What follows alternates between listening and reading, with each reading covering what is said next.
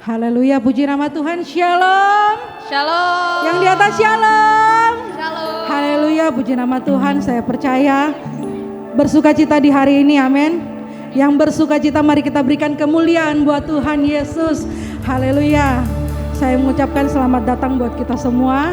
Selamat kita mau memuji, menyenangkan hati Tuhan di saat ini. Karena kita percaya bahwa sepanjang minggu kita boleh lewati semua karena tuntunan, semua karena berkat Tuhan yang Tuhan selalu berikan dan limpahkan di dalam kehidupan kita.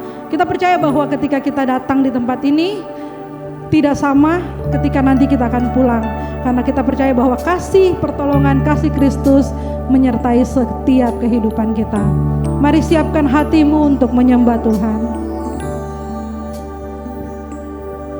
Kami bersyukur Tuhan buat segala kasih dan berkat Tuhan yang Tuhan selalu berikan di dalam kehidupan kami Tuhan Yesus. Saat pagi menjelang siang hari ini Tuhan kami datang bersyukur, berterima kasih kepada Engkau Bapa. Bapa yang begitu mengasihi kami, Bapa yang tidak pernah meninggalkan setiap perbuatan tangan-Mu buat kami ya Tuhan. Saat ini Tuhan kami rindu untuk memuji, kami rindu untuk menyembah Engkau Tuhan, menikmati berkat daripada Tuhan Yesus. Untuk itu biarlah kiranya Tuhan memberkati setiap ibadah kami Tuhan, menuntun ibadah kami Tuhan, agar boleh berjalan dengan baik Tuhan, seturut dengan kehendak-Mu Tuhan, dan kami menyenangkan Engkau Tuhan Yesus. Kami bersyukur Tuhan, ini pujian kami, ini sembah kami naikkan kepada Engkau Tuhan Yesus Kristus.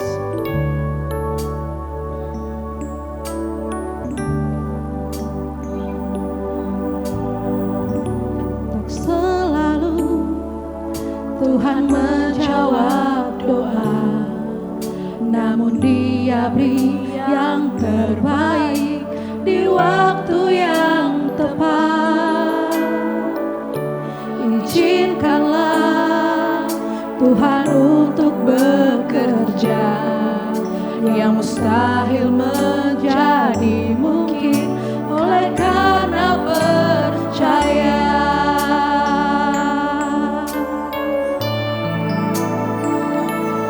Yesus mendengar lebih dari yang ku doakan.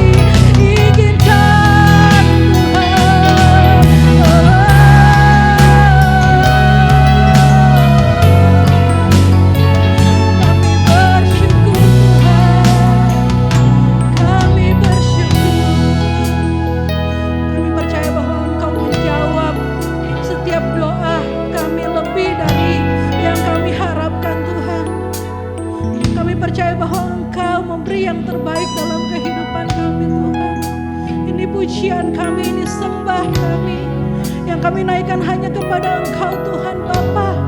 Bapa yang begitu mengasihi kami Tuhan.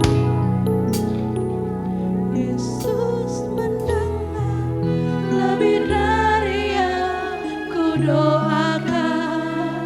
Yesus menjawab lebih dari yang ku harapkan. Dengan caranya di waktu yang tepat, ku kan melihat Dia jadikan semua. Mari sekali lagi katakan, lebih dari segala doaku. Yesus menjawab lebih dari yang ku harapkan. Dengan caranya di waktu yang tepat, ku kan melihat Dia jadikan semua. Ku kan melihat Dia jadikan semua. Katakan, ku kan melihat Dia jadikan semua. Mari kita berikan tepuk tangan yang luar biasa buat Tuhan Yesus. Kami percaya dan kami melihat bahwa Engkau beri semua yang terbaik di dalam kehidupan kami Tuhan. Ini pujian kami, ini sembah kami naikkan, kami angkat hanya kepada Engkau Tuhan Yesus Kristus di dalam nama-Mu. Haleluya. Amin. Mari kita berikan kemuliaan buat Tuhan Yesus. Yang rindu bersorak memuji Tuhan, katakan, Engkau luar biasa hari ini. Haleluya. Engkau luar biasa hari ini. Kita percaya bahwa hari ini hati kita merasa bahagia. Amin. Haleluya. Hari ini ku rasa bahagia, berkumpul bersama saudara seiman. Katakan, Tuhan Yesus. Tuhan Yesus, kuasa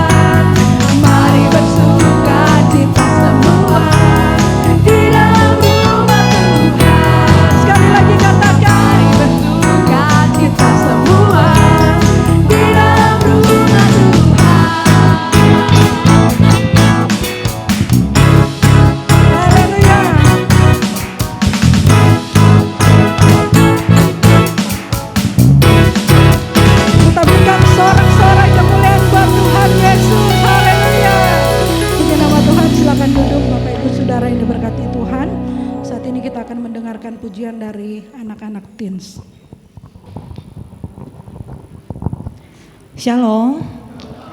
Puji Tuhan, ini kami dari anak-anak Shining Teens. Hari ini kami akan membawakan puji-pujian yang kiranya puji-pujian ini dapat menjadi berkat bagi kita semua.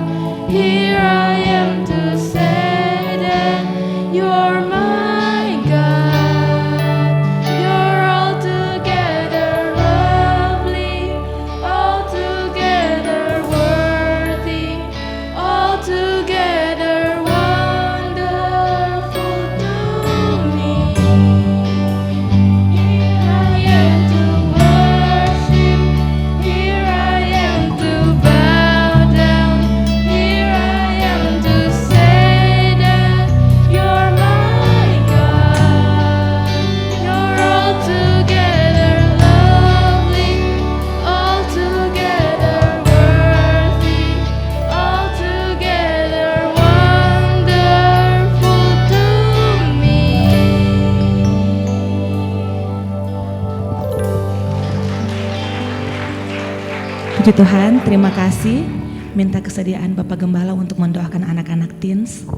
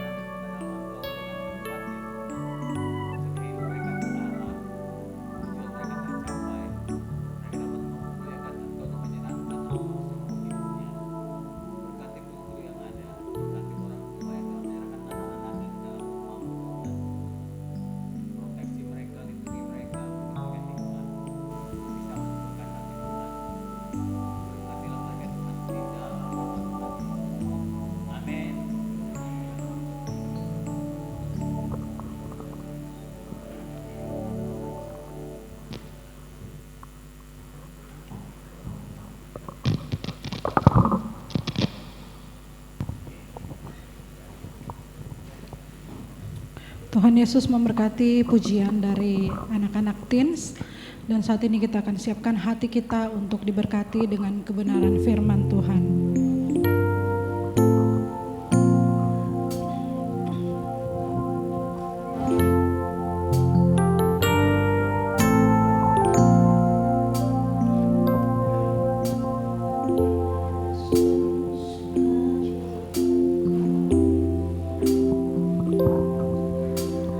Yesus kekuatanku,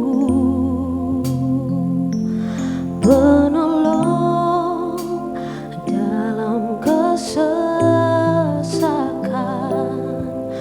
Kau sangat terbukti. Hatiku bersuka memuji nama-Mu, jiwaku bermegah, ku angkat tanganku apapun yang terjadi dalam keadaanku.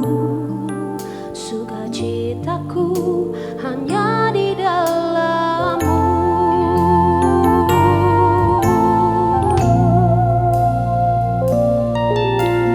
Yesus sukacitaku,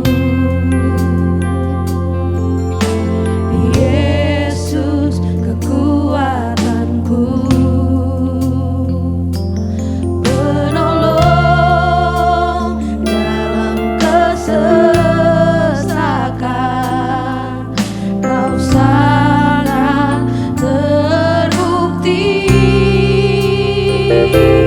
Hatiku bersuka memuji nama-Mu, jiwaku bermegah, ku angkat tanganku apapun yang terjadi dalam keadaanku.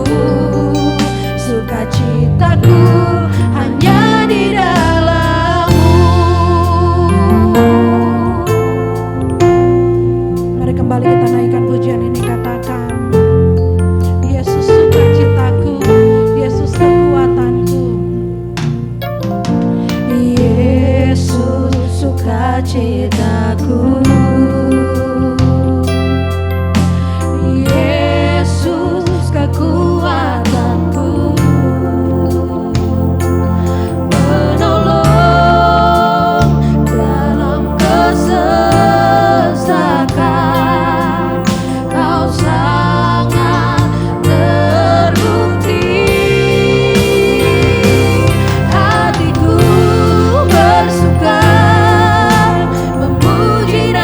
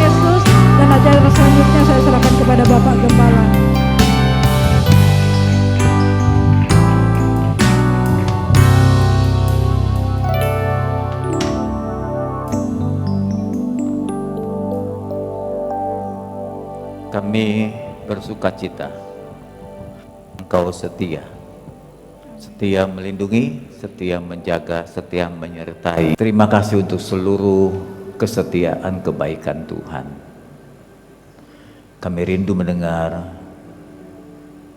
janji-Mu, tindakan-Mu, kasih sayang-Mu, agar dengan demikian kami makin percaya dan hidup lebih tenang menghadapi dan berjalan dalam kehidupan ini.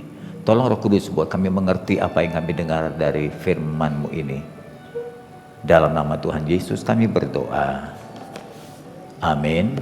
Silakan duduk Bapak Ibu, jemaat yang di atas dan di bawah.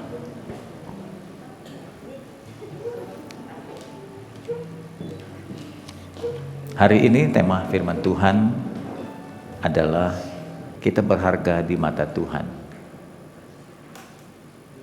Ada yang merasa kita sangat berharga di mata Tuhan. Kita berharga saja sudah begitu luar biasa. Saudaraku, namun tidak semua jemaat merasakan keadaan yang sama. Ada beberapa orang atau sebagian jemaat merasa Tuhan jauh, merasa Tuhan tidak sayang. Biasanya keadaan jemaat itu dalam keadaan susah. Jadi secara umum jemaat-jemaat yang dalam keadaan tertekan, bermasalah, sedang sakit, belum sembuh, proyek tidak berhasil, berkat tidak turun-turun, usaha seringkali gagal, biasanya perasaan ini merongrong jemaat Tuhan. Di mana Tuhan ya? Kok Tuhan jauh banget? Kok Tuhan tidak menjawab doa saya? Apakah Tuhan tidak sayang saya ya? Biasanya pertanyaan ini muncul kalau jemaat dalam kondisi seperti itu. Nah saudaraku, sesungguhnya keadaan tidak akan mengubah kasih sayang Tuhan. Tidak pernah mengubah. Yang bisa berubah adalah pribadi yang tidak kekal, tidak sempurna. Pemusik boleh duduk, nanti setelah firman Tuhan baru kita nyanyi. Sorry, maaf, saya tidak tahu kalian nunggu apa, saya pikir konsumsi. Tidak bercanda saja. Saudaraku, kalau pribadi yang sempurna itu tidak akan diubah dan berubah oleh karena keadaan dan situasi. Sekali dia berkata, aku sayang kamu, maka kasih sayangnya itu tidak akan berubah. Karena waktu dia berkata, aku sayang kamu, itu sudah dipertimbangkan dengan kesempurnaannya. Keadilannya ikut menimbang, kekuasaannya, kemahatauannya, ya, kesuciannya, ya, kebijakannya. Ya, sifat Allah yang begitu kompleks telah mempertimbangkan sebelum dia berkata, aku sayang kamu. Beda dengan kita. Kita kadang-kadang kalau berkata kepada seorang, aku menghargai kamu, aku sayang kamu, itu biasanya bersifat emosional. Keadaannya cuma sebentar, temporer aja. Mungkin saat kita senang, saat gajian, saat kita menerima kebaikan dari orang itu, aku sayang kamu, aku tuh perhatian sama kamu, aku tuh peduli. Temporer. Tapi dalam keadaan tertentu, keadaan berubah juga perasaan kita. Itulah manusia. Jadi hati-hati saudara, hati-hati begini. Kalau Anda mengikat janji, kalau Anda ingin menyatakan komitmen pada seseorang, hati-hati, orang itu bisa berubah. Hari ini dia bilang iya, minggu depan dia bisa tidak loh. Jadi kalau Anda bersahabat, berteman seorang, jangan bongkar seluruh pribadi Anda. Satu kali dia nggak suka sama Anda, dibongkar semua keadaan kita. Bukan berarti tidak kita sukai, sulit mempercayai seorang sepenuhnya. Karena manusia itu ya biasanya dipengaruhi oleh perasaan. Jadi tidak sempurna. Saya itu bersahabat, ya tetap harus berhati-hati. Sering kalau berkata, ya kalau percaya sama orang jangan 100%, nanti kecewa gitu katanya ya. Oke. Lain dengan Tuhan, dia itu pribadi sempurna. Jadi waktu dia berkata, tentu dia ribuan bahkan jutaan tahun sebelumnya sudah dipikirkan dengan masak-masak. Dia berkata, aku menghargai kamu, aku mengasihi kamu. Tidak heran kalau Yesus akhirnya rela turun ke dunia ini, lalu mati disalibkan dengan sangat mengerikan. Semua itu sudah dipertimbangkan dengan masak. Saya heran loh, ada hamba Tuhan yang pintar menurut saya, kok bisa berkata juru selamat itu bukan Yesus, gembala yang agung itu bukan Yesus. Anda pasti sudah dengarlah videonya ya. Kok bisa gitu? Sampai nggak habis pikir saya. Tadi pagi saja saya masih dengar videonya, masih saya dengarkan cuplikan dari Esra Seru memberikan jawaban itu. Kok bisa gitu? Saya memang ada sebagian memang yang bisa diedit, tapi keseluruhannya dia berkata seperti itu. Awalnya dia membahas tentang logos yang artinya firman. Dia berkata firman itu kan ada 1 Yohanes 1 masih kan, pada mulanya adalah firman, firman bersama dengan Allah, firman itu adalah Allah. Firman itu tidak punya pribadi. Jadi firman itu tidak berkepribadian. Kalau firman itu tidak pribadi, jadi dia tidak bisa menjadi juru selamat, tidak jadi oknum yang berpribadi. Nah, kalau sampai Yesus itu melakukan sesuatu termasuk mati buat kita, itu karena perintah Bapaknya. Kan aneh banget Ibu Bapak. Kita jelas-jelas melihat sejarah dalam mencatat, Anda yang pernah ke Israel, Anda lihat Bukit Golgota itu kan bukti jelas Yesus yang mati menebus dosa kita. Ya tentu dia juru selamatnya, jelas lah, nggak usah dijawab, itu mah terjawab dengan sendirinya. Kok bisa itu hamba Tuhan seperti ini? Gelarnya doktor lagi, itu kan udah S3, kok bisa berkata begitu? Jadi kesimpulan saya buat saudara, hati-hati Anda bergereja. Sebelum Anda pergi ke satu gereja dan ingin menyatakan kesetiaan pada gereja itu, amati dulu pengajaran gembalanya. Kalau menyimpang lebih baik tinggalkan. Sehebat apapun dia tinggalkan. Kalau Anda sudah gandrung, sudah tertarik dengan pengajaran itu, Anda sulit lepas dari pengaruhnya. Seperti orang kecanduan, kesalahannya pun Anda tutup. Jadi sekarang pun jika beliau salah, jemaatnya tetap ikut, sorak aja tetap. Dalam seminar-seminarnya di video itu tetap tepuk tangan, mengeluh-elukan pimpinan itu. Sebab itu sebelum itu terjadi, ya hati-hati Bapak Ibu. Yang ketika Yesus ambil keputusan mau mati bagi kita, itu pertimbangannya masak banget, sempurna sekali. Dia nggak pernah ragu walaupun ancaman. Sampai waktu di Taman Getsemani kan berulang-ulang dia berdoa, itu sudah cobaan terakhir itu, mau mundur atau tidak. Andaikan Yesus mundur naik ke surga, salah nggak dia? Nggak salah. Kalau dia nggak mau, mamanya dia batalkan, nggak jadi saya melihat betapa mengerikannya cambuk Romawi, mengerikannya aku tergantung di kayu salib. Dia bisa balik, nggak ada di antara kita yang bisa menuntutnya, karena nggak ada perjanjian kita. Kita yang buat dosa ya kita yang harus menanggungnya. Tapi kalau sampai dia ambil keputusan, dia menyayangi kita, karena dia putuskan dalam keadaan sempurna. Sudah dia pertimbangkan begitu masak. Komitmennya tidak akan pernah berubah. Beda dengan kita. Kesetiaan kita sering gampang berubah. Saudaraku, mari kita lihat firman Tuhan. Pernyataan-pernyataan dia di dalam Zakaria pasal yang kedua ayat 8 bagian B saja saya ambil. Sebab siapa yang menjamah kamu.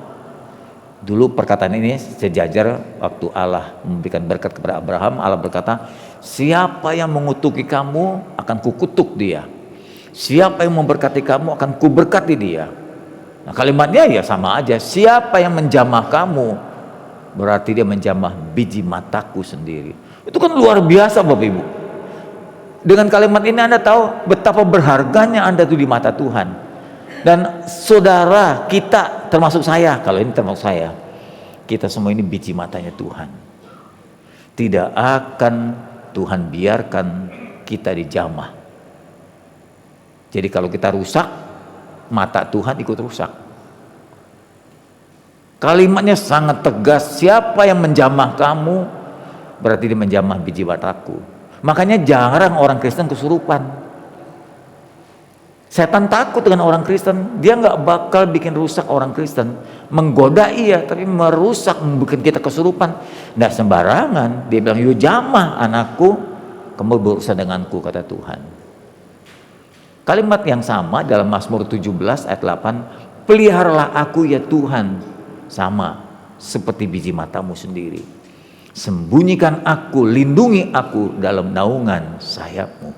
Ini 2 kalimat saja sudah menunjukkan betapa hebatnya keadaan kita di hadapan Tuhan. Merasa enggak saudara? Nah itu, merasanya kalau lagi gajian, kita rasanya aduh disayang Tuhan, gaji naik lagi, dapat berkat nomplok tanpa diduga. Ada berkat tambahan, Tuhan sayang saya. Tapi saat susah, sakit belum sembuh, doa nggak dijawab, persoalan nambah, lupa kita itu biji mata Tuhan. Kita lupa biji mata Tuhan. Saya yakini Bapak Ibu gini, orang yang yakin, orang yang sadar, orang yang insaf bahwa dia berharga di mata Tuhan, dia kesayangan Tuhan, bawaannya tenang. Bawaannya tenang.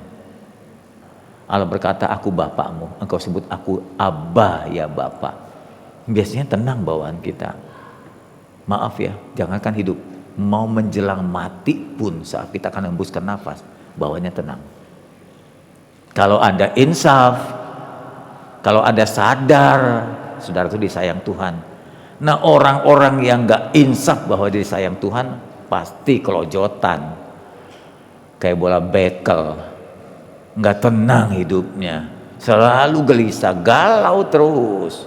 Tapi orang yang sadar dia biji mata Tuhan, tenang bawaannya. Bahkan saat dia diganggu orang, dicela orang, tidak dihargai orang, tetap dia tenang. Gimana nih? Setuju nggak? Yang nggak setuju nggak apa-apa. Saya cuma nanya doang kok. Makin lama kita ikut Tuhan, makin insaf tahu bahwa kita ini kesayangan Tuhan, biji mata Tuhan, bawaannya tenang. Sampai kita pejamkan mata pun nanti kita akan tenang. Ada satu kalimat dulu berkata, kalau aku tahu Tuhan sayang aku, kapanpun aku mati, aku tenang. Nah, pulangnya ke sana kok, ke rumah Bapak. Nah yang gak tenang itu justru yang gak sadar dia itu kesayangan Tuhan. Itu yang bahaya. Khotbah hari ini ingin menyadari saudara, mengisahkan saudara bahwa Anda berharga di mata Tuhan. Ikan arwana, bosnya di belakang. Arta piara ikan arwana. Kalau Linda sama Yopi ikan koi. Malah sekarang jadi kepiting nih saudara, yang udah mulai suka dengan kepiting, ikan koi itu bosnya di belakang.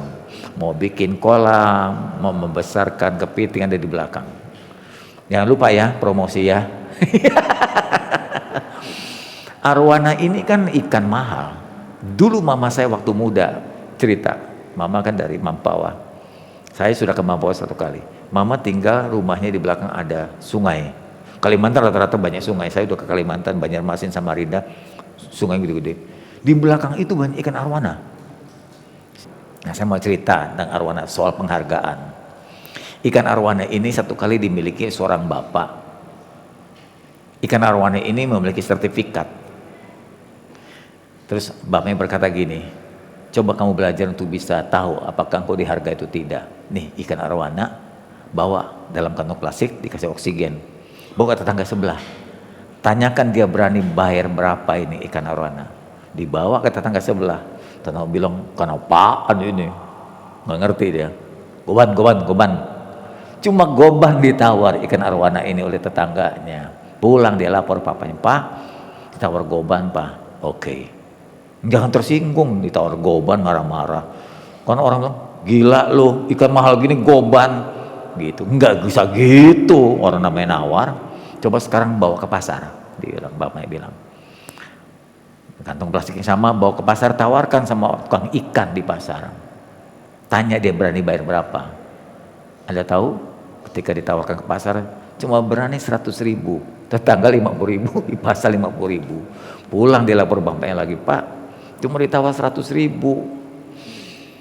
Oke, sekarang bawa ikan ini ke orang tukang hias, jual ikan hias, dan sekaligus tolong bawa sertifikatnya ikan ini.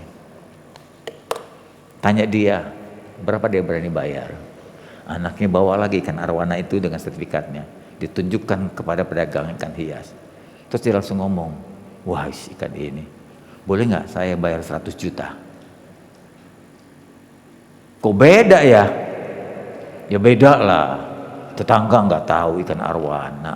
Pulang dia lapor, Pak, ternyata ini ikan mahal ya Pak. Ya, biar kamu tahu.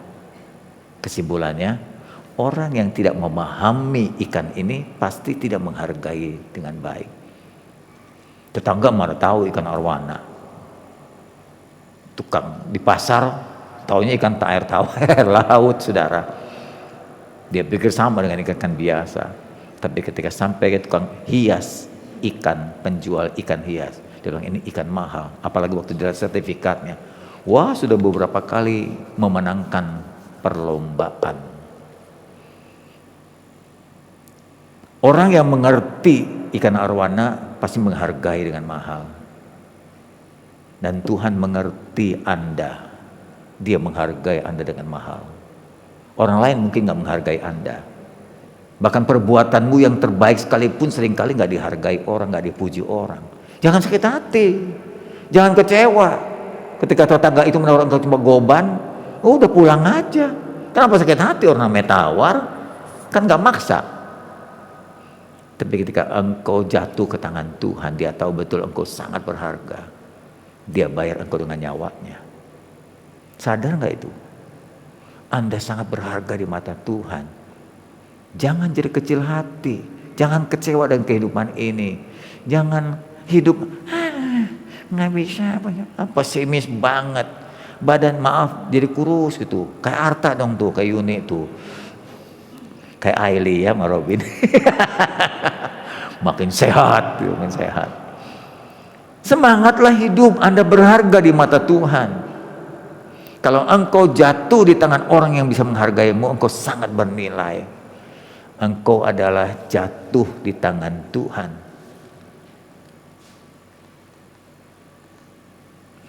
Saudaraku, ada dua hal yang membuat hidupmu berharga. Ini dalam pengamatan saya. Hidupmu jadi berharga karena dua hal. Yang pertama, hidup ini singkat. Hidup ini singkat. Hidupmu dari bayi akhirnya kembali lagi kayak bayi juga ya. Ini gak bisa apa-apa. Ini punya akhirnya gak bisa apa-apa. Ini sering ngompol, kembali lagi sering ngompol. Ini makan disuapin, ini juga nanti disuapin. Ini jalan dituntun, ini juga jalan dituntun. Ujungnya kesana juga kita itu. Paling tahan 60 tahun. Itu pun kalau lancar. Kemarin saya dengar berita jemaat kita yang di Palem, ponakannya kecelakaan itu. Anda pasti tahu ya berita itu. Fortuner yang satu mobil 4 orang, pemuda semua. Itu salah satunya ponakan jemaat kita di Palem.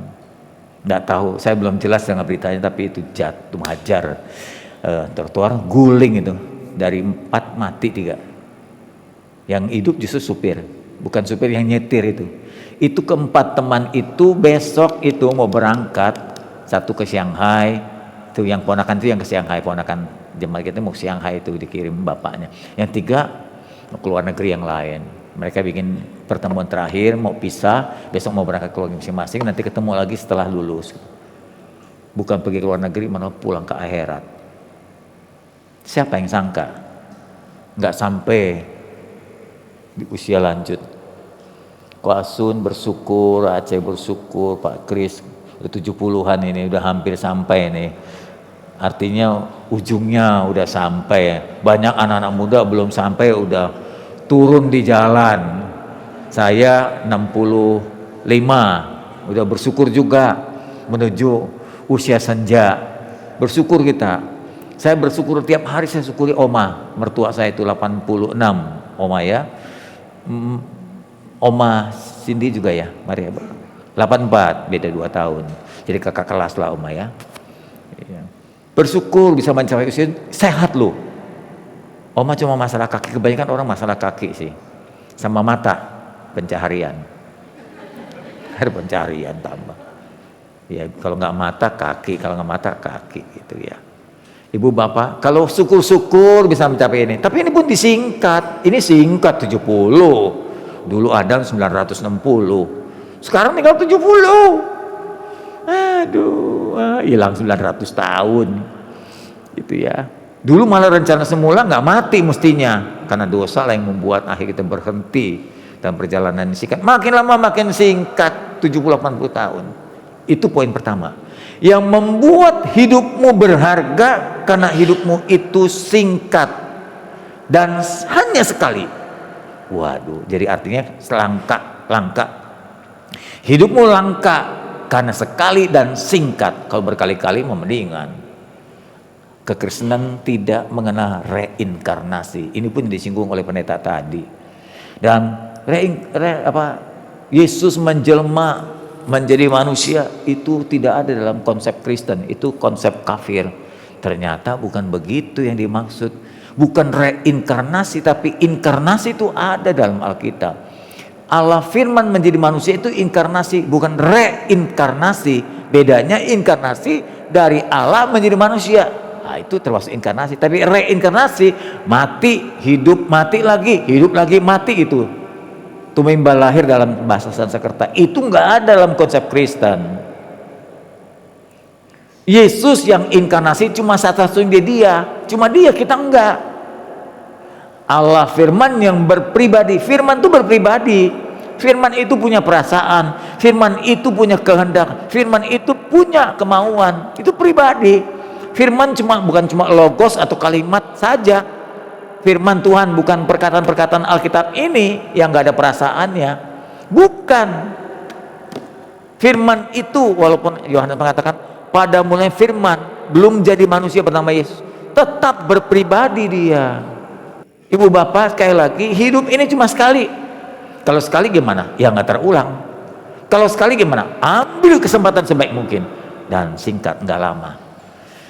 Kita yang sudah tua-tua di atas 50, sisanya tinggal sedikit, 60 lebih sedikit lagi, 70 tinggal sedikit lagi, 80 tinggal tek aja. Karena hidup ini cuma sekali dan singkat, maka hidup ini sangat berharga. Hukum ekonomi berkata begini, kenapa barang itu mahal? Jawabannya cuma satu, karena barang itu langka. Setiap barang yang langka pasti mahal. Itu hukum ekonomi. Setuju Bapak Ibu? Anda termasuk makhluk langka nggak? Kalau Anda langka, Anda mahal. Nah, kelangkaan saudara tentunya nanti terlihat dari karakter. Makanya satu-satunya yang buat kita langka, karakter kita harus serupa dengan Kristus. Karena Kristus itu model yang langka. Di dunia ini cuma satu, nggak ada yang lain. Kita mau meniru dia supaya kita menjadi makhluk langka di dunia ini.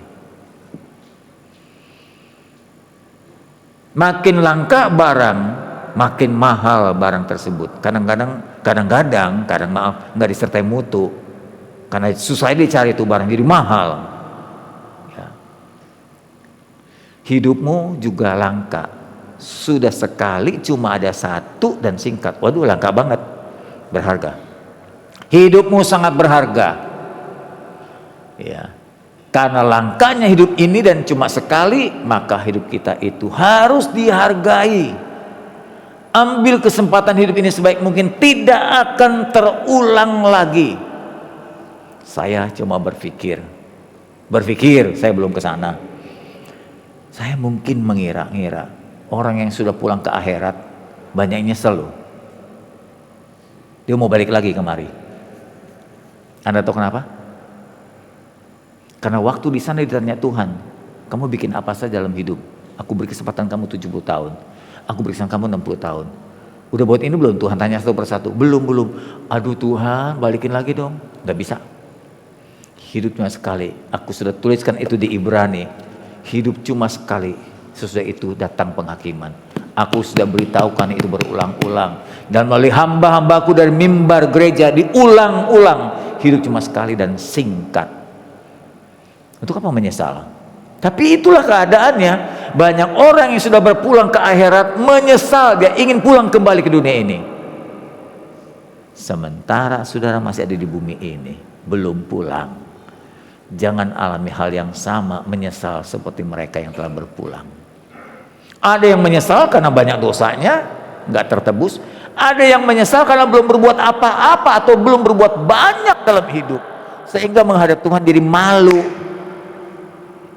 Anda tahu kan di Alkitab ada 2 pengadilan, satu takhta putih ini buat orang tidak percaya, dan pengadilan yang kedua ini adalah takhta Kristus dalam 1 Korintus. Dan itu akan mempertanyakan jeri lelahmu. Di situ Anda akan bertanggung jawab mempergunakan hidup ini yang cuma sekali dan singkat. Jangan menyesal. Dulu saya pernah khotbah, kita sedang antri. Masih ingat ilustrasi saya? Apapun tugas saudara, pendeta, maaf ya, pengusaha, dokter, ibu rumah tangga, suami, pegawai biasa, buruh, kita sama-sama sedang berbaris menunggu panggilan itu. Di depan kita tuh liang kubur, liang lahat, satu persatu akan turun sesuai dengan panggilan Tuhan. Dan hidup cuma sekali. Pergunakan ini sebaik mungkin. Karena itu hidup ini sangat berharga. Lebih berharga dari apapun juga. Malah lebih dari hartamu. Hartamu kumpulkan gak bisa dibawa. Tapi nyawamu, pribadimu, jari lelahmu akan dibawa sampai ke seberang sana. Itu sebabnya sekali lagi hidupmu berharga. Ya. Dan jangan hidupmu dihabiskan hanya untuk hal-hal yang sementara. Saya tahu betul dah. Saya mulai menyadari ini ketika saya udah mulai kuliah di teologi. Saya melihat nilai-nilai kekal. Hampir semua manusia, kadang-kadang orang Kristen sendiri, dihabiskan waktunya seumur hidupnya untuk hal-hal yang sementara.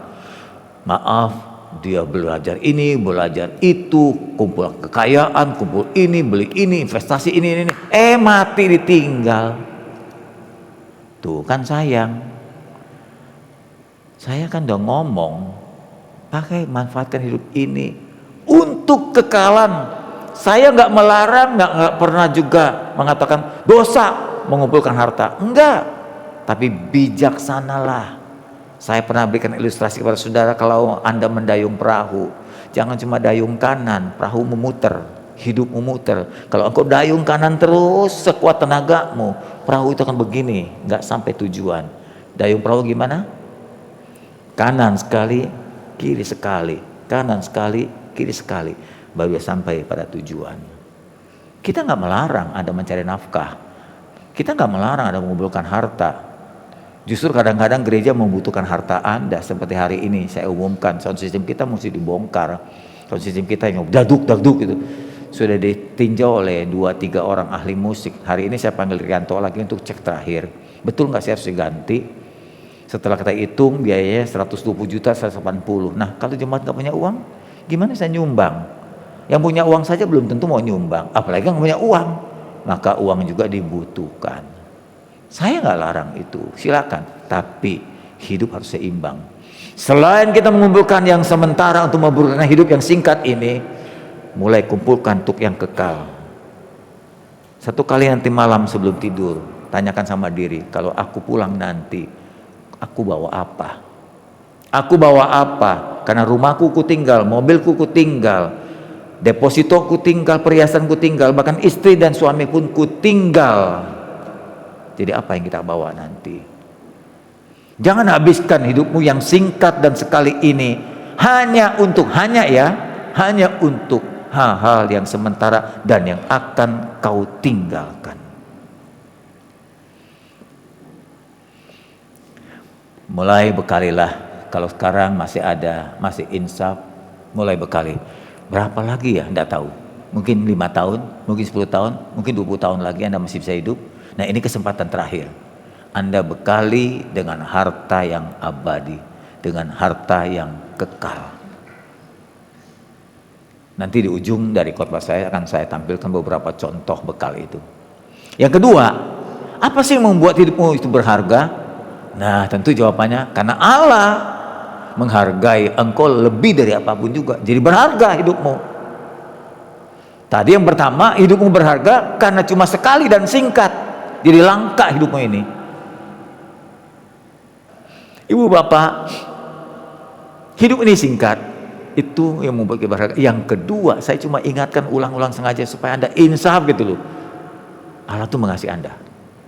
Lebih dari apapun juga. Nanti Anda sudah tahu di ujung khotbah ini, dia korbankan bukan cuma sorga, tapi nyawanya diberikan oleh saudara. Sampai begitu berharganya hidup saudara. Maaf ya, saya saja belum tuh mau mati buat saudara. Mungkin saya bisa mati buat anak istri saya, tapi saya nggak bisa mati buat jemaat. Jemaat aja nggak mau mati buat gembala. Tapi Yesus mau mati buat saudara. Kan hebat banget tuh gembala yang agung. Itu membuat hidupmu berharga sekali. Tadi sekali lagi apa? Kenapa berharga? Hidup cuma sekali dan singkat. Dan yang kedua, karena Allah menghargai hidupmu lebih dari apapun juga. Bukti-bukti bahwa dia menghargai hidupmu. Bukti-bukti bahwa dia menyayangi hidupmu lebih dari apapun. Yang pertama, saya mulai dari awal. Engkau diciptakan tidak sembarangan. Engkau diciptakan segambar dan serupa dengan Allah, sesuai dengan Kejadian 1 ayat 26. Baiklah kita menjadikan manusia itu menurut gambar dan rupa kita, supaya mereka berkuasa atas ikan, burung-burung di udara, ternak dan seluruh bumi, dan atas segala binatang yang ada di bumi ini. Dia ciptakan engkau lebih dari makhluk apapun juga di alam semesta ini. Bahkan lebih dari berlian-berlian yang ada di dalam gunung-gunung.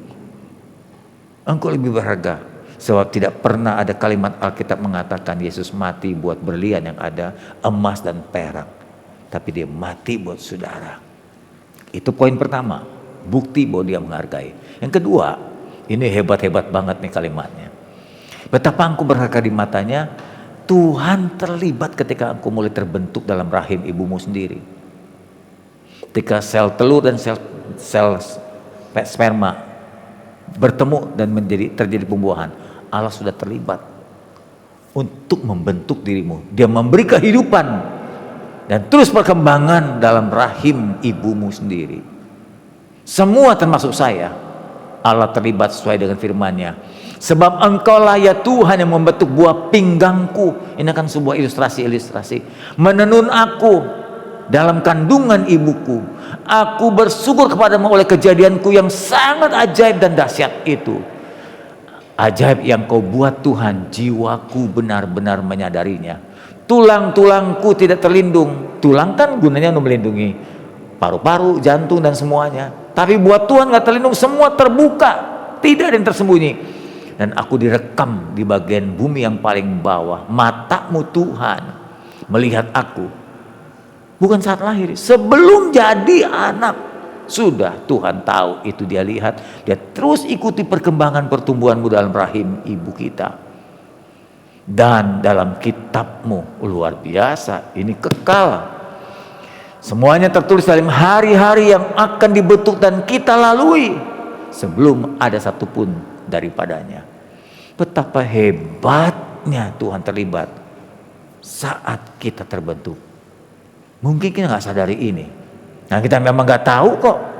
Kesadaran kita aja mungkin belum ada saat itu. Baru mulai terjadi pembuahan, Allah sudah terlibat. Bahkan sebelumnya dia sudah merancang. Nah, itu kematahuannya. Predestinasi yang sering kali disebut dalam teologi adalah Allah sudah tahu Anda akan dilahirkan oleh siapa, kulitmu apa, rambutmu seperti apa, dilahirkan oleh ibu yang mana, bangsa apa, suku apa, di mana, di kota apa, keluarga apa. Allah sudah tahu dan ikut terlibat. Itu sebab yang aku berharga di mata dia. Ketiga, bukti bahwa dia sayang saudara lebih dari apapun, yaitu dia tidak pernah meninggalkan kita. Sebagai seorang bapak terus menuntun anaknya kemanapun anaknya mau pergi. Dia menyertai kita. Kita sering kali mendengar kata Immanuel. Ini dia berkata dalam Mazmur 27:10, sekalipun ayahku, ini kan ilustrasi, orang tuaku, ayah dan ibuku meninggalkan aku, namun Tuhan tidak, dia tetap menyambut aku. Rasanya sih nggak ada ayah ibu yang normal meninggalkan anak-anaknya darah dagingnya. Tapi kalau toh sampai ada orang tua begitu, aku tidak akan seperti orang tua itu. Sekalipun ada ayah ibu seperti itu, Tuhan bilang aku tidak pernah meninggalkanmu. Yesaya mengatakan 49, 15, 16, dapatkah atau mungkinkah seorang ibu melupakan bayinya? Ya enggak mestinya sih. Tapi bisa ibu membunuh anaknya loh. sehingga ia tidak menyayangi anak dari kandungannya sendiri. Sekalipun kalau terjadi dia melupakan anaknya, aku, kata Tuhan, tidak akan melupakan engkau. Lihat, bahkan aku melukiskan engkau di telapak tanganku. Wah, ini Pak Jimmy ini. Namamu ditato di tangan Tuhan. Itu maksudnya kurang lebih. Saya sering kali melihat ada laki-laki di sini gambar mantannya. Gambar. Saya bilang, gimana nih? Jadi istri, enggak, udah putus. Tapi nggak bisa hilang, udah. Lu salah. Tato mantan pacar. Kadang-kadang tato istri pun bisa dilepas juga. Kalau mereka kan Kristen kan nggak boleh. Sudah nikah seumur hidup, kecuali kematian aja. Tuhan bilang, engkau kulukiskan dalam telapak tanganku sehingga aku tidak bisa melupakan engkau. Kemana aku pergi, bahkan ketika aku makan, kulihat lagi namamu. Kulihat wajahmu, di telapak tanganmu ada namamu, ada wajahmu. Kulukiskan di situ. Hebat banget kalimat ini. Dan tembok-tembokmu tetap di ruang mataku. Tembok itu untuk perlindungan. Masih dalam pemantauan Tuhan. Betapa hebatnya perkataan Tuhan ini. Lihat, ini bukti bahwa Dia menyayangi Anda. Sadar nggak kita sekarang betapa berharganya kita di mata Tuhan? Yang keempat, ini lebih hebat lagi. Makin lama ayatnya makin hebat. Dia bilang begini dalam Mazmur, betapa berharganya di mata Tuhan apa? Kematian. Kematian semua orang, bukan cuma satu orang. Semua yang ada di sini, kematianmu berharga di mata Tuhan. Jadi mati pun, jangankan hidup, mati pun kita masih berharga. Betapa berharganya engkau, jangankan hidup, mati pun berharga di mataku. Saya kasih gambar ini. Orang yang dikasih Tuhan saat dihembuskan nafas, percayalah, engkau tidak akan jalan sendiri. Enggak ada istilah rohnya mati gentayangan lo.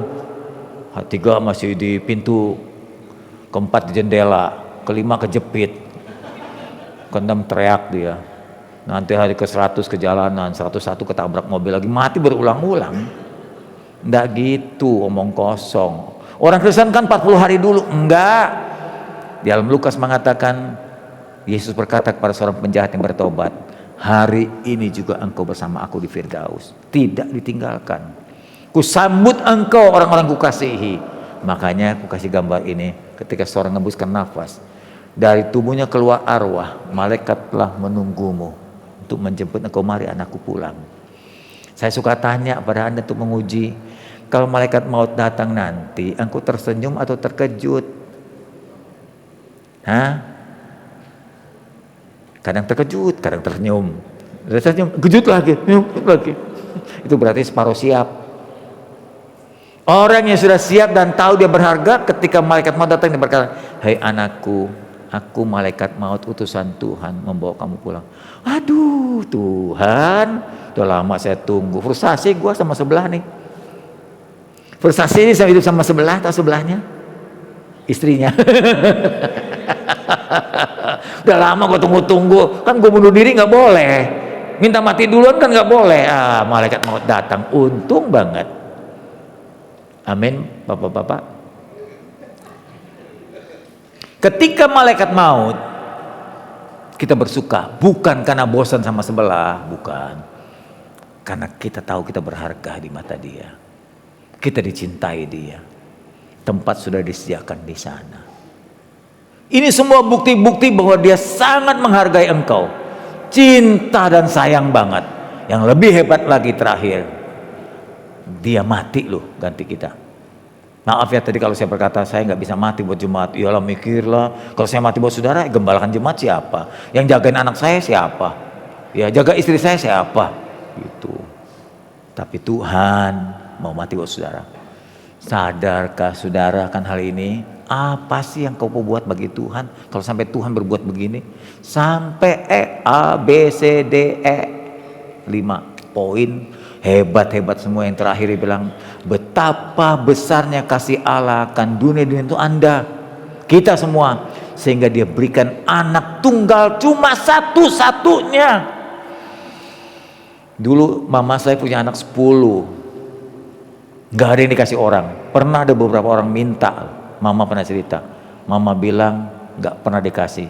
Kami memang susah, tapi nggak pernah melepaskan anak satu pun juga. Hebat mama saya, papa saya. Kita menderita dulu waktu kecil, 10 anak. Bayangkan kalau anak cuma satu, diminta, biar anakmu kasih saya. Aduh, kalau banyak sih gue kasih, kayak anak ikan. Ini cuma satu, mana mungkin. Bapak punya anak tunggal dalam pengertian dengan Yesus begitu akrab. Cuma satu, rela dilepas ke dunia ini hanya untuk mati. Kalau Anda terima dia jadi anak baik, kita terima Yesus hidup senang-senang di istana, mungkin Bapak rela. Tapi ketika dia serahkan anaknya untuk disiksa dan dibunuh untuk kita, itu kan keterlaluan, Ibu Bapak. Kalau menurut saya sih keterlaluan loh. Kristen itu lebay banget loh. Sampai begitu lebaynya, sampai dia lupa dia mengasihi kita. Memang agak lebay. Kok sampai Allah mau ya? Makanya agama seberang nggak habis pikir, kok bisa Allah turun mau mati buat kita? Nggak habis pikir orang aja nggak begitu, orang. Tapi Allah kan mengasihi, menghargai kita. Kita semua tahu sebelum dia tinggalkan sorga, dia mati bagi kita, dia tinggalkan sorga, dia tinggalkan kemuliaan, dia lepaskan pujian-pujian dan penyembahan malaikat.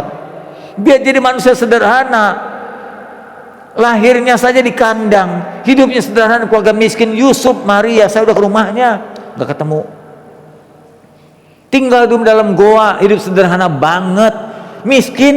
Makanya nggak heran orang-orang di Israel nggak mau terima dia sebagai Mesias. Masa Mesias datang di keluarga miskin?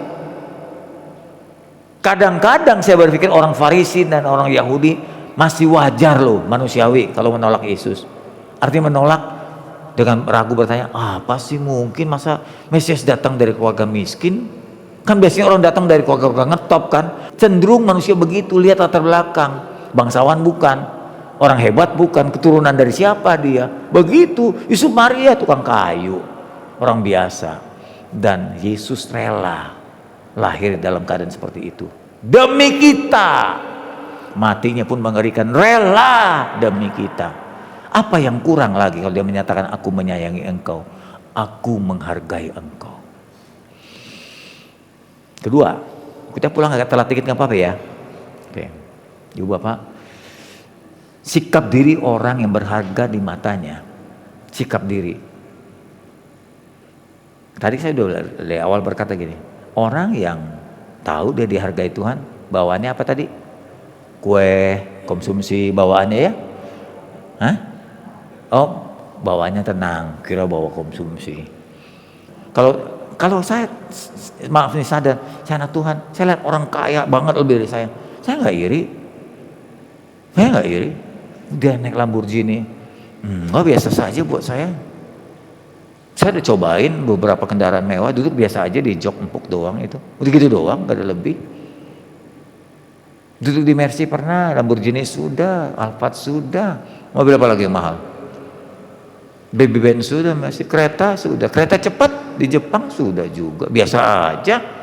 Lebih hebat jadi anak Tuhan. Jadi lihat gereja lebih besar. Saya nggak bilang, Tuhan, nangis-nangis. Kenapa saya nggak seperti mereka? Jemaatnya ribuan begitu. Enggak, Tuhan gak percayakan itu ke saya. Ya sudah. Kekayaan nggak kaya, saya biasa aja, cukup aja lah. Mau apa ada, mau apa ada, itu aja udah cukup. Pusing mikirin banyak-banyak. Makin banyak harta makin pusing loh. Mikirin pajaknya, STNK-nya, si bensin segala macam. Itu kan ya. Anak satu sama anak 4 kan beda tanggung jawabnya. Jadi gak usah iri. Yang penting saya berharga di mata Tuhan. Nanti ketemu sama dia bilang, saya berharap hambaku yang sabar, yang penting setia. Halo, bisa gitu nggak cara kita berpikir? Ibu-ibu terutama, kalau lihat tetangga tiap kali keluar pakai berlian di antingnya beda-beda warnanya. Kemarin biru, sekarang putih, bening. Waduh, hari ini merah lagi. Belum di tangannya. Anda bilang sama suamimu, Pak, kapan? Kayak dia tuh satu aja Pak nempel tangan jari manisku. Nggak usah begitu, ngapain? Kalau memang suamimu nggak mampu, kenapa mesti begitu? Kecuali mampu, todong. Saya mau cerita tentang ini yang kedua. Ini nanti yang terakhir belakangan ya, karena waktunya makin berjalan terus. Saya tahu, lihat video wali kota Solo, Gibran. Tiba-tiba ada berita datang, Menteri Keuangan kalau salah datang ke Solo. Dia naik motor katanya, pakai masker, masih pakai helm, buru-buru kan nyambut menteri. Menteri kan lebih tinggi pangkatnya, gitu. Secara itu organisasi ya. Karena banyak orang, banyak pejabat lebih tinggi di depan, dia di belakang gini aja. Sampai acara itu selesai waktu itu nggak disapa Gibran, nggak disalam sama menteri itu. Kenapa? Ya menteri nggak tahu ada anak presiden di belakang, pakai helm sama masker kan nggak kelihatan. Nah Gibran memang modelnya kan low profile, orangnya nggak mau nyurut-nyurut. Wah ibu, anak Jokowi, nggak gitu, dia diam aja di belakang, begini aja. Selesai itu, ditanya dari perkataan. Ini saya wakili ya, saya kan anak papa saya pimpinan menteri itu, kenapa saya mesti kiri, kenapa saya mesti kecewa nggak disapa? Ya maklum aja, orang saya pakai helm, pakai masker, buru-buru dia turun dari motor. Kalau nggak disapa, nggak dihormati orang, nggak usah sakit hati. Masih ingat cerita dulu saya, dulu masih mulai jadi pendeta muda. Diangkat pendeta penuh. Retreat hamba Tuhan, masih ingat nggak dikasih ikan goreng? Saya ikan mas. Udah pernah dengar cerita? Saya ulang lagi ya, sedikit ya, buat menutup dari khotbah ini. Kita lagi retreat hamba Tuhan, kayak MD gitu. Giliran makan kan, nasi ambil sendiri. Sayur asam sendiri. Ketika ikan goreng, ikan mas di Sukabumi waktu itu kalau nggak salah vilanya Pak Radius, Kinasi, antri kan, wah hamba Tuhan mau gede-gede badannya, pakai jas lagi, saya kan nggak gede, pakai batik aja, pegang. Padahal di sini ada itu apa peneng, tahu peneng ya? Kalau yang biru apa putih, kuning itu beda-beda. Kalau yang terakhir yang biru kalau nggak salah pendeta penuh. Panitia tahu Pak, mesti tahu dong. Pendeta penuh loh, udah sampai luber, area kemana-mana udah semua. Yang kuning pendeta muda dulu, bukan Madia. Terus kemudian yang satu lagi merah atau apa gitu, pendeta pembantu. Nah, kita antri. Nah, penangnya kan ada. Saya lihat ke depan, waduh ikan goreng gede-gede, enak banget. Udah Sukabumi kan adem, ada sayur asam, ikan goreng, enak, wangi. Itu aja apa? Baunya saja udah kecium ke hidung gitu. Di depan saya orang yang tinggi besar, kasih yang besar ikan gorengnya. Terus lewat lagi depan saya. Terus giliran saya udah diangkat tuh ikan mas yang gede. Dia lihat saya kecil kan, ditaruh lagi tuh ikan, diganti buntut, dikasih yang kecil. Kecewa banget saya. Lu nggak lihat penang saya ini? Pendeta penuh luber. Lu mesti hormati gua dong, gua kan pendeta penuh. Ya itu depan pendeta muda, pendeta pembantu lu kasih gede-gede. Masa mau komplain? Juga malu, mau gara-gara ikan aja ribut. Tahu yang ngasih itu, yang ngasih juga para pendeta tuh, istri pendeta. Makanya gue sakit hati sama istri pendeta. Dia tahu saya ini pendeta penuh mestinya gitu. Duduk, udah nggak semangat untuk makan, kesel. Dulu itu, sekarang enggak. Kalau sekarang nggak dikasih gue rauk sendiri. Lu nggak tahu, gue pendeta juga. Bapak Ibu, dulu begitu. Gibran enggak. Ketika menteri nggak sempat menyapa, mungkin nggak tahu karena pakai helm, pakai masker. Ya sudah. Padahal wali kotanya loh di Solo itu. Beritanya, enggak apa-apa. Mungkin dia nggak ngerti. Anda kenal di Esther 1, Esther 3 ayat 1-6. Dengar ya. Sesudah peristiwa ini, maka Haman itu jenderal tertinggi, saat itu baru diangkat oleh Raja Ahasveros jadi jenderal tertinggi. Bin Hamedata, orang Agag, dikaruniakan kebesaran oleh Raja Ahasveros, dan pangkatnya dinaikkan serta kedudukannya ditetapkan di atas semua pembesar yang ada di hadapan baginda raja itu. Udah, selain dia, selain raja, nggak ada lagi lebih hebat dari dia. Dan semua pegawai raja yang di pintu gerbang istana raja berlutut dan sujud kepada Haman. Tiap kali Haman lewat, semua berlutut, bow down. Sebab demikianlah diperintahkan raja tentang dia. Ya raja yang memberikan perintah, hormati orang ini lebih dari siapapun. Kayak Daniel dulu di zaman raja kerajaan itu ya. Tetapi Mordekai, pamannya Ratu Esther, tidak berlutut dan tidak sujud. Sebab mungkin dia punya prinsip, yang kusembah cuma Tuhan, bukan manusia. Jadi dia nggak mau berlutut. Bahkan di depan patung raja juga nggak mau dia. Taruhannya nyawa ibu bapak. Maka para pegawai raja yang di pintu gerbang istana raja menasihati Mordekai, udahlah sujud cuma sekali doang, daripada kamu kehilangan nyawa. Udahlah anggap aja, hatimu gak usah ikut gitu kan, seringkali kita gitu kan. Sembahyang gini-gini aja, hati kan gak ikut gitu. Suka kita berdalih begitu. Mengapa engkau melanggar perintah raja, hai Mordekai? Setelah mereka menegur dan menasihati berhari-hari, orang-orang nasihati Mordekai, udahlah ayo, dengan tidak didengarkan juga. Maka hal itu akhirnya diberitahukan mereka kepada Haman untuk melihat apakah sikap Mordekai itu tetap masih sama, tidak mau bow down, tidak mau menyembah, tidak mau berlutut, sebab ia telah menceritakan kepada mereka bahwa ia orang Yahudi. Wah, udah nih jadi rasis nih. Ketika Haman melihat Mordekai tidak berlutut, tidak memberi hormat, sujud kepadanya, maka sangat panaslah hati Haman. Tapi ia menganggap dirinya terlalu hina untuk membunuh hanya Mordekai saja. Gile. Ini panglima, orang yang hormat, tidak hormat cuma satu orang, yang mau dibunuh bukan cuma satu bangsa. Karena orang telah memberitahukan kepadanya kebangsaan Mordekai itu apa. Jadi Haman mencari ikhtiar. Tahu ikhtiar? Rencana memunahkan semua orang Yahudi di negeri itu. Dia berkuasa, yakni bangsa Mordekai itu, yaitu Yahudi, di seluruh kerajaan Ahasveros. Gile. Cuma satu orang gak hormat aja mau bunuh satu bangsa. Anda tahu Hitler kan? Saya pergi ke Polandia, camp penampungan, karena banyak tempat camp penampungan. Di Rusia juga ada, apa namanya, Auschwitz.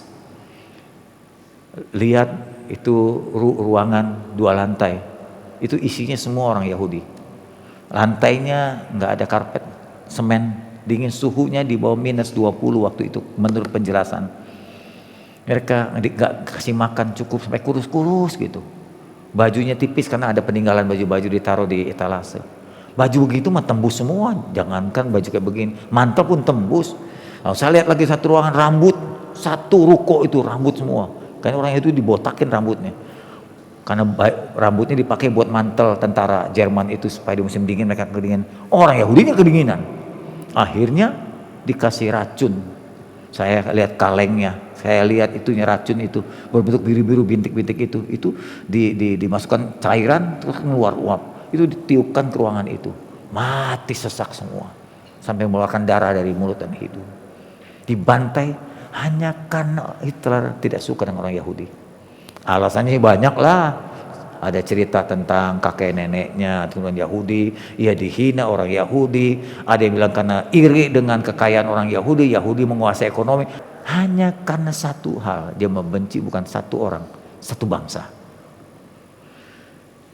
Kalau Haman merasa dirinya berharga, udah jadi jenderal tertinggi, hanya satu orang gak hormat dia, kenapa mesti sakit hati sampai membunuh satu bangsa?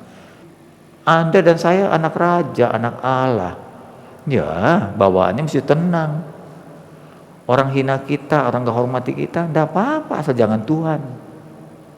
Pernah dulu ada lagu, kekayaan, kehormatan, boleh kau ambil, kekuatan, dan seterusnya, hehehehe, gitu. Nggak tahu lagunya. Asalkan jangan kau ambil Yesus Tuhanku, apapun terjadi, ku kan tetap tersenyum. Nah, siapa tuh orang swing ya? Tersenyum karena dia tahu kita berharga, kita tahu kita anak Allah, jadi nggak perlu butuh kehormatan dari yang lain, nggak perlu dihormati, nggak perlu disanjung orang lain. Allah sudah cukup menyanjung kita, kita anaknya. Kita menyebut dia ya Abba, ya Bapa. Bagaimana? Kita nyanyi. Sebelum nyanyi saya ajak saudara berdiri. Nah, pemusik. Pemusik pasti makan bakmi dulu nih. Pemusik mesti ada di sini. Jangan jauh-jauh. Kita naikkan. Siapakah aku ini Tuhan? Jadi biji matamu.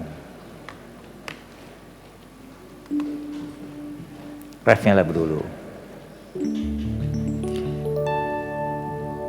Tinggian gak?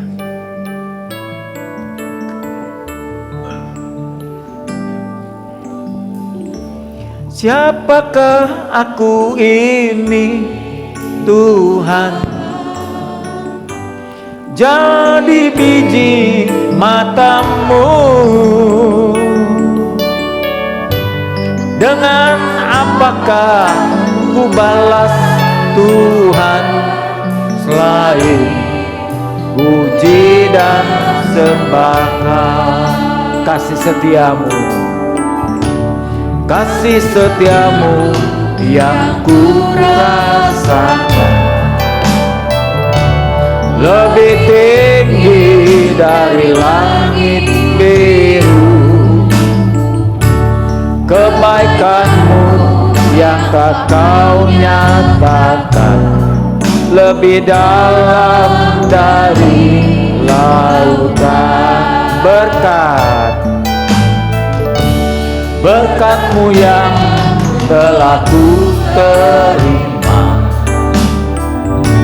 sempat membuatku terpesona. Apa yang tak pernah ku pikirkan, itu yang kau sediakan bagiku.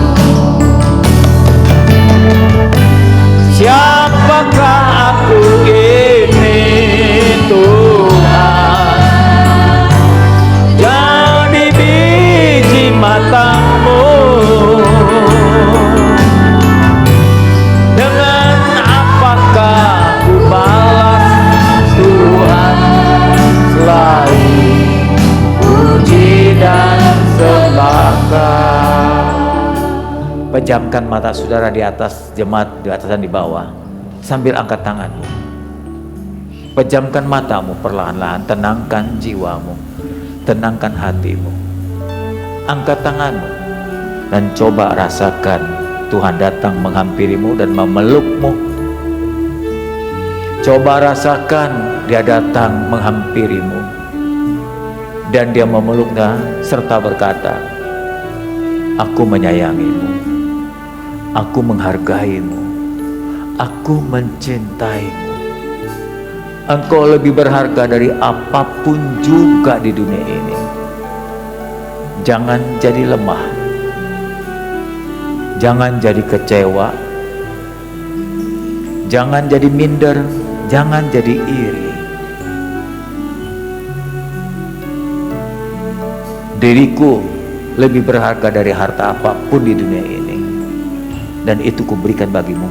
Bahkan nyawaku satu-satunya kuberikan bagimu, hai anak-anakku. Rasakanlah pelukan dan kehangatan Tuhan.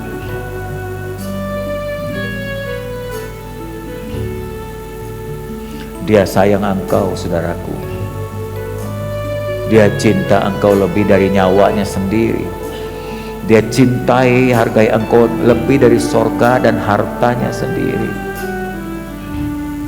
Dia cintai engkau lebih dari malaikat-malaikatnya. Betapa hebatnya kita ini di hadapan Tuhan. Betapa berharga dan bernilainya kita di hadapan Tuhan.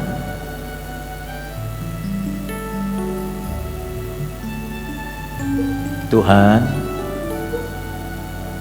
dekap kami, hangatkan jiwa kami, kuatkan kami, tenangkan kami. Haleluya. Siapakah aku ini Tuhan? Jadi biji matamu. Dengan apakah ku balas Tuhan selain puji dan sekali lagi, siapakah aku ini? Siapakah aku ini Tuhan? Jadi biji matamu. Dengan apakah ku balas Tuhan selain puji dan sembah? Sebelum saya tutup dengan doa, silakan sudah berdoa masing-masing kepada Tuhan. Anda ingin ucapkan sesuatu dalam hatimu dengan bersuara, silakan utarakan apa yang kau ingin sampaikan kepada Tuhan. Ketahuilah, engkau begitu berharga. Engkau disayangi Dia. Haleluya. Tuhan, dengar ucapan kami. Tuhan, dengar suara anak-anak.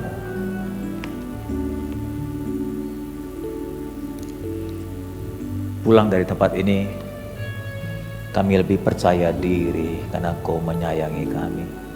Kami akan membawa hidup dengan tenang. Kami bangga. Kami tidak iri.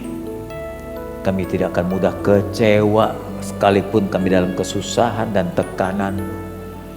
Karena kami tahu kami punya harta Allah sendiri. Kami punya Bapa yang kekal. Kami punya Bapa yang tidak berubah.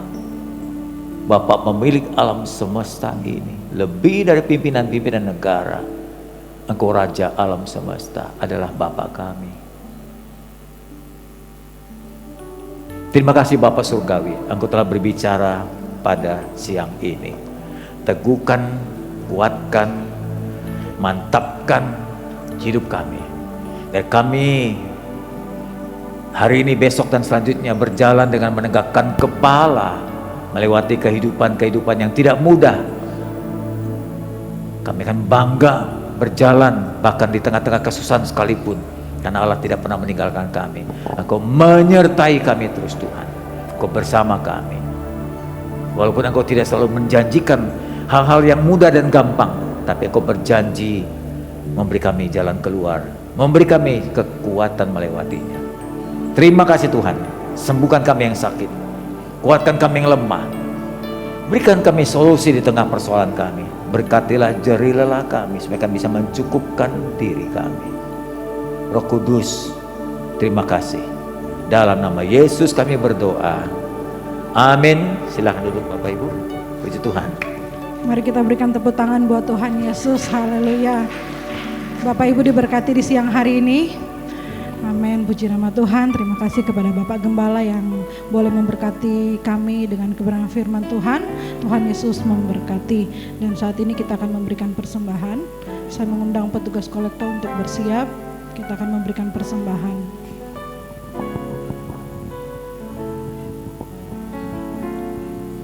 Mari kita satukan hati, kita berdoa. Bapa di surga, Bapa yang baik, kami bersyukur, berterima kasih Tuhan untuk kesempatan di siang hari ini.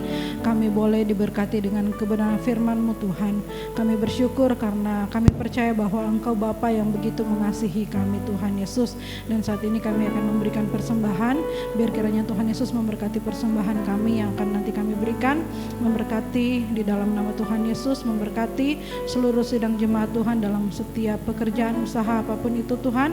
Diberkati di dalam nama Tuhan Yesus, dan kami memberi dengan penuh sukacita. Haleluya. Amin. Catatan dan perhatian, Dr. Sinta berkata tadi, karena mungkin nanti banyaknya peserta yang ingin melakukan pemeriksaan, tolong perhatikan giliran saudara kapan. Kan ada tanggal 6, 13, 20, 7. Jadi Anda dapat giliran ini tanggal berapa? Sampai nanti takut kecewa lagi. Datang tanggal 6 padahal giliran ini tanggal 13 gitu. Ya. Jadi lihat, nanti Yuni akan memberikan WA pada saudara. Nanti dibagi per grup. Tanggal 6 ini berapa orang, tanggal 13 berapa orang, tanggal 20 berapa orang gitu, supaya semua kebagian. Jangan takut, pasti periksa. Terperiksa karena dokternya orang dalam sendiri. Gampang lah kalau orang dalam mah. Gereja kita akan direnovasi, bagian yang belum direnovasi oleh Ibu Ruth dan Pak Bong, karena Pak Bong sekarang menjadi koordinator perawatan gereja. Di sebelah kiri nanti akan diubah seperti sebelah kanan sedikit gitu, dengan kemudian bagian belakang, terus tiang-tiang warnanya diubah. Saudara pun akan diubah. Mau direnov? Pakai stiker? Nah karena itu ini nggak perlu, maksudnya ditanggung biayanya, pertama oleh Pak Bong, kedua oleh kas gereja. Tetapi ada satu poin lagi terakhir. Hari ini saya panggil Pak Rianto, tolong cek apakah betul sound system kita ini perlu diganti. Kemarin kita panggil 2 orang, katanya menurutnya harus diganti, mixer diganti. Kalau mixer diganti, kabel harus ganti, speaker harus ganti, semua jadi aktif. Diganti, kalau nggak sama sesuai. Itu yang mengganggu duk gitu tuh. Dia penyebabnya karena mixernya sudah bermasalah. Nah, untuk mengganti ini butuh biaya 120 juta sampai 180 juta. Anda bilang, enggak lah, nggak usah. Ya udah, duk terus saja. Kita latihan jantung tiap minggu, nggak apa-apa kan? Buat saya sih nggak masalah. Alat lama dipakai, saya tuh orang sederhana sekali. Tapi kalau ini dibutuhkan harus diganti, ayo kita sama-sama. Kita dukung sama-sama, janji sendirilah, saya sumbang nanti sekian kita kumpulkan.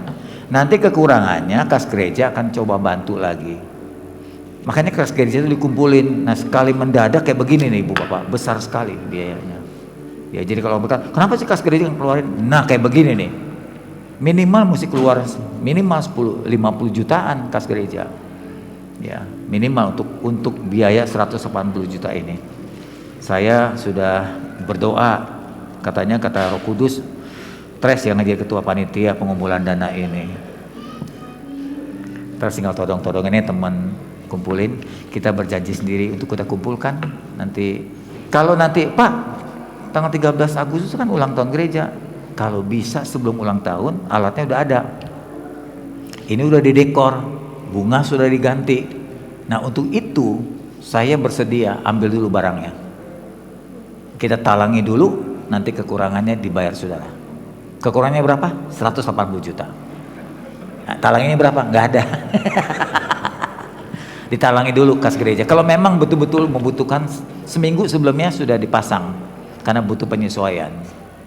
Karena barang alat baru kan semua digital, Ibu Bapak, jadi perlu penyesuaian.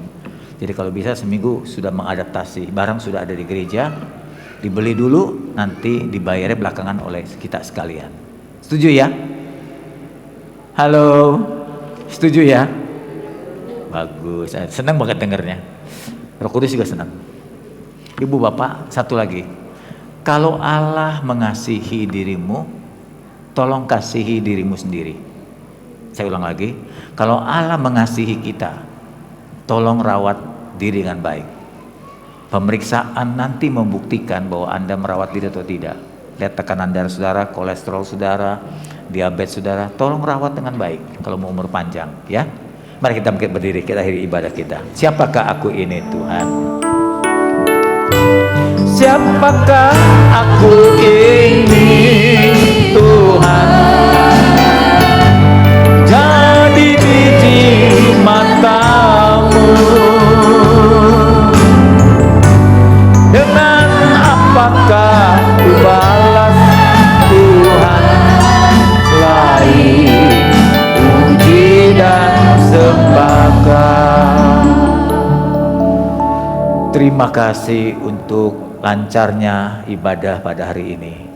Kami diberkati dengan pujian, pengumuman, berita firman, program-program menjelang ulang tahun gereja. Bila semua bermanfaat dan memberkati kami. Kami bawa pulang pesan Tuhan. Tuhan menghargai kami dan kami belajar menghargai diri kami sendiri. Terima kasih Tuhan. Jemaat Tuhan, mari angkat tanganmu dan terimalah berkat dan penyertaannya. Dia memberkatimu, Dia memberikan kasih karunia-Nya kepadamu. Allah menyinari engkau dengan wajahnya dan memberikan anugerah yang melimpah. Dalam kasih Bapa, cinta Yesus yang tak pernah berubah, kekuatan perlindungan Roh Kudus ada bersama kita siang ini, besok, dan sampai selama-lamanya. Amin. Selamat hari Minggu.